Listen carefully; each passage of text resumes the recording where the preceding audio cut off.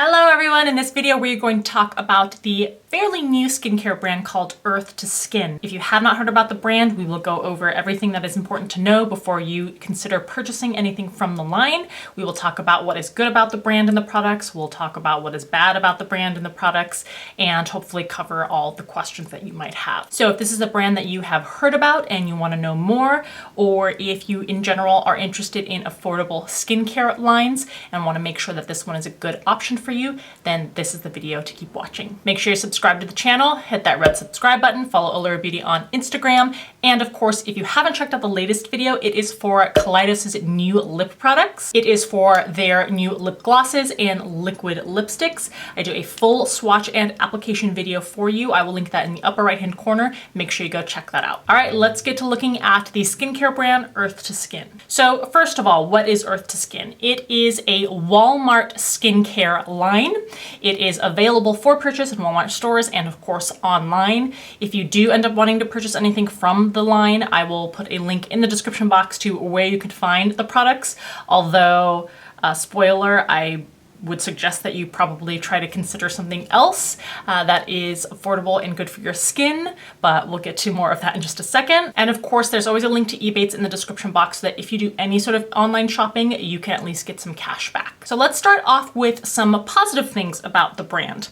First of all, it considers itself a clean beauty brand. Now that's a problematic term, but what I will say is they do formulate their products without the following ingredients. Parabens, again, I don't necessarily think that that is a bad ingredient, but they are paraben-free, phthalate-free, without sulfates, without petrolatum, without mineral oil, gluten, and they do not conduct animal testing. So particularly if you are someone who intentionally avoids those ingredients, then that is an aspect that this line has. Really, the most positive thing I can say about the brand line is the affordability.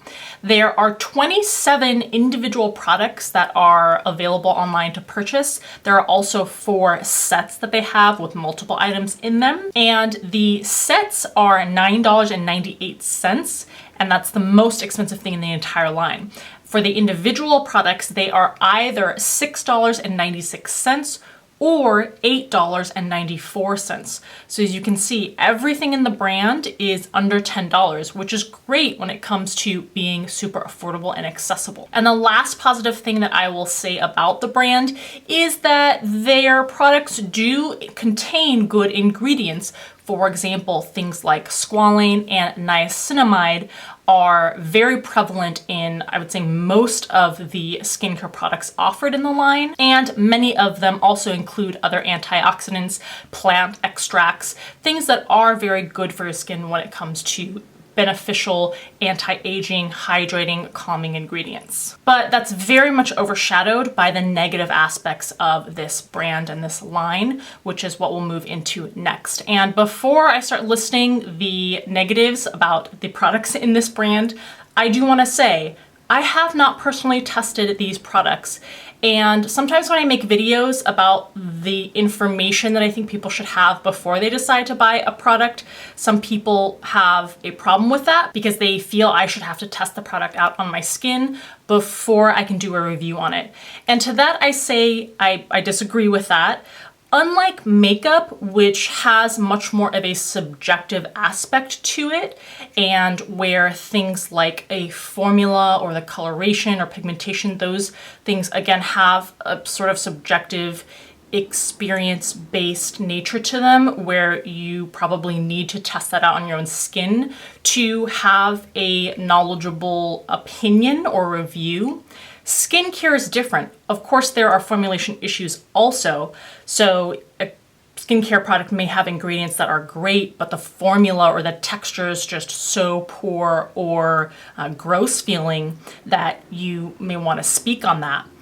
But when you have skincare where you can see objectively what ingredients are included, and you know that there are ingredients that are not good for putting on your skin, there is really no point in testing that product out when you know that in doing so you would harm your skin. And regardless of what the beneficial things about a product could be, you wouldn't purchase that product anyway because of the bad ingredients that are contained in the product. And again, of course, people are different in terms of how sensitive they might be, how much they may react to an ingredient that is irritating or bad for your skin. But at the end of the day, I don't think that I need to harm my skin in order to tell you this product has a harmful ingredient, you probably shouldn't buy it or use it on your skin. That obviously is a segue into my biggest complaint about the line, which is that every single one of the 27 products offered in this line includes fragrance. Fragrance is an irritating ingredient. Some people will say, well, I have a bunch of products that have fragrance in them and they've never irritated my skin. Well, it's an ingredient that does damage to your skin, and that damage is experienced over time. Some people do see immediate irritation on the skin if they have more sensitive skin, or depending on how much fragrance is in a product. But fragrance imparts zero benefit to the skin. It doesn't do anything positive to the skin. The best thing that you could say about the ingredient fragrance is you may be lucky enough that there is so little of it and your skin is not sensitive that it doesn't have a net negative effect on your skin on that particular application. That's the best thing you can say about the ingredient.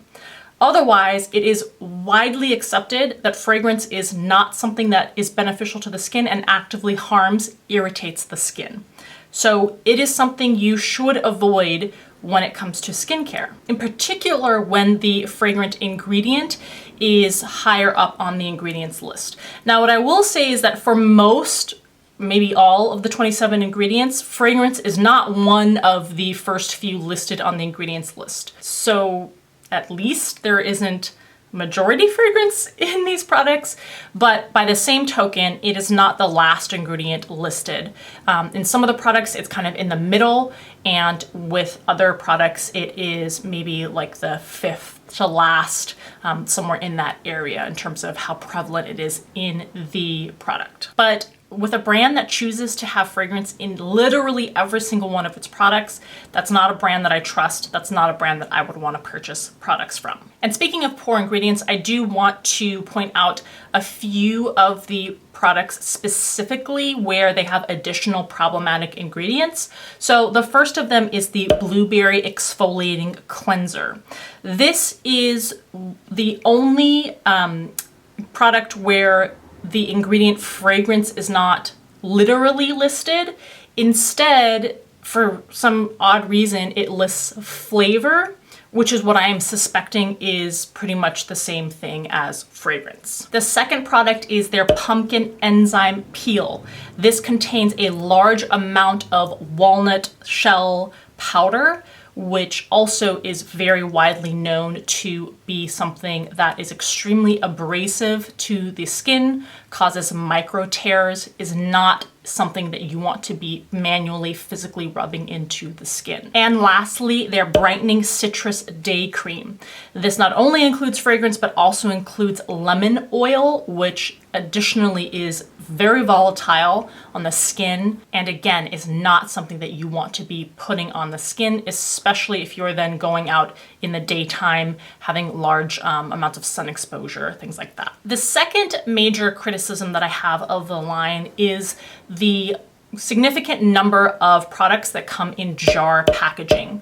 And the reason why that matters is that the more you expose a skincare product to air, for the most part, the more you expose it to air, the more quickly the ingredients degrade.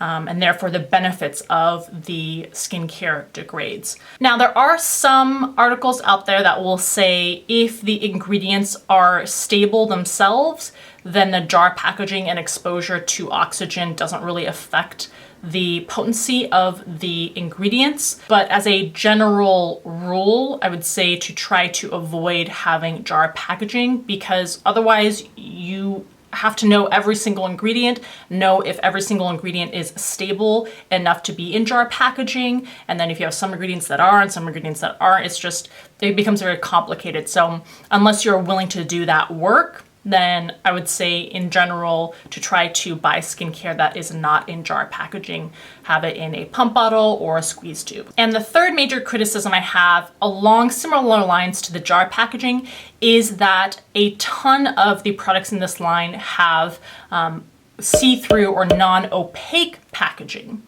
This is similarly problematic because sun exposure also degrades the potency of ingredients in skincare. So unless you keep your skincare in a room that doesn't have any windows, then exposure to sun will make it so that you don't get the benefits of the ingredients in the skincare over time. Of course, you could remedy this by making sure that you keep it away from sun exposure, whether that's in a drawer or in a medicine cabinet.